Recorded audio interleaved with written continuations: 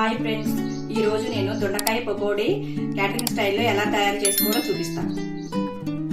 దొండకాయ పకోడీకి దొండకాయలు నిలువుగా కట్ చేసుకుని నూనెలో వేపుకోవాలి. ఫస్ట్ స్టవ్ ఆన్ చేసుకుని బండి పెట్టుకుని బండి వేడైన తర్వాత ఆయిల్ పోసుకోవాలి.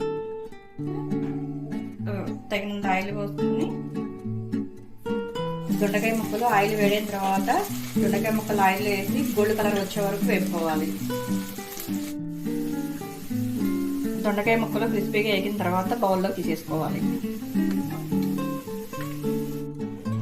ముందుగా మనం దొండకాయ ముక్కలు వేపుకుని పక్కన పెట్టుకున్నాం కదా, అదే బాండీలో ఆయిల్ పోసి పోపు దినుసులు వేసుకుని ఈ దొండకాయ పకోడీ కోసం ఈ ముక్కల్ని దాంట్లో వేసేయాలి.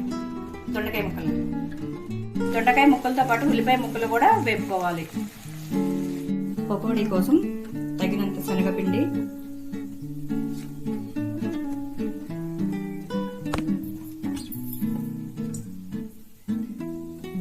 కొంచెం కారం,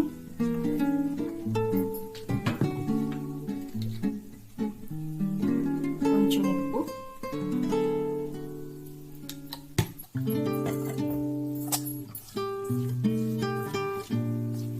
తగినన్ని వాటర్ పోసుకుని పిండిని కలుపుకోవాలి.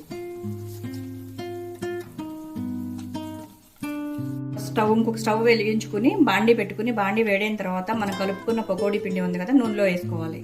పకోడీ వేసుకోవాలి.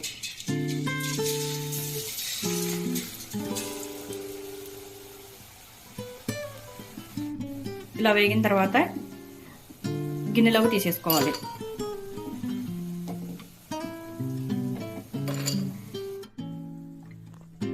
ఈ దొండకాయ పకోడీ కోసం మనం రెగ్యులర్గా వాడే కారం కాకుండా దీనికి వెల్లుల్లి కారం తయారు చేసుకుందాం. దీనికి కావాల్సిన పదార్థాలు వచ్చి 5 నుంచి 10 వరకు ఎండుమిర్చి, తగినన్ని వెల్లుల్లిపాయలు, కొంచెం కొబ్బరి, కొంచెం కరివేపాకు,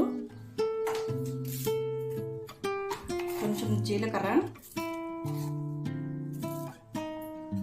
ముందు వేపుకున్న దొండకాయ ముక్కల్లో మనం ఉప్పు వేసుకోలేదు కాబట్టి దీంట్లో కొంచెం సాల్ట్ యాడ్ చేసుకుందాం. దీన్ని పౌడర్ చేసుకుందాం. ఇప్పుడు దీన్ని పౌడర్ చేసుకుని దీని వెల్లుల్లి కారాన్ని పేస్ట్లా కాకుండా ఇలా కచ్చాపిచ్చగా గ్రైండ్ చేసుకోవాలి. ఈ గ్రైండ్ చేసుకున్న వెల్లుల్లి కారాన్ని దొండకాయ ముక్కల్లో వేసేయాలి.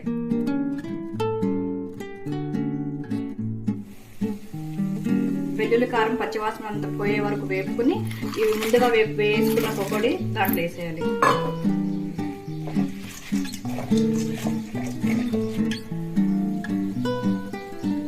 కొంచెం కరివేపాకు, 2 మినిట్స్ వేపుకుని బౌల్లో తీసేసుకోండి.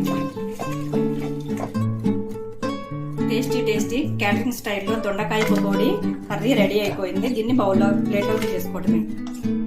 ఫ్రెండ్స్, దొండకాయ పకోడీ అయితే చాలా చాలా బాగుంది. అసలు నాకు దొండకాయ అంటేనే ఇష్టం లేదు, కానీ నేను ఇది ట్రై చేసి చూశాను. చాలా బాగుంది. మీరు కూడా తప్పకుండా ట్రై చేయండి ఫ్రెండ్స్. ఈ డిష్ అయితే సైడ్ డిష్గా చాలా బాగుంటుంది. పప్పు అన్నం, రైస్ ఏదైనా సరే సూపర్గా ఉంటుంది. ఈ వీడియో మీకు నచ్చినట్లయితే లైక్ చేయండి, షేర్ చేయండి.